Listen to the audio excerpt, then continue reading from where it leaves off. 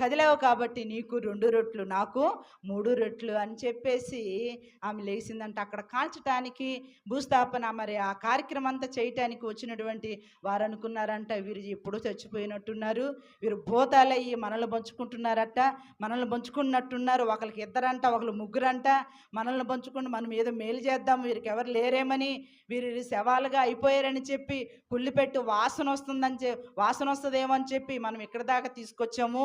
వీళ్ళేమో దయ్యాలయ్యి మనల్ని పంచుకుంటున్నారు. ఒకరికి 3 అంట, ఒకరికి 2 అంట, మనల్ని పంచుకోకముందే మనము వెళ్ళిపోదాము అని చెప్పి పరారైపోయారంట. వాళ్ళిద్దరు లెగిసి వాళ్ళ ఇంటికి వచ్చారంట. ఆశీర్వాదం ఉందా?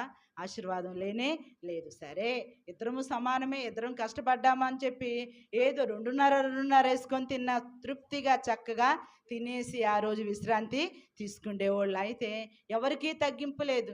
నేను గొప్ప అంటే నేను గొప్ప, నేను గొప్ప అంటే నేను గొప్ప అని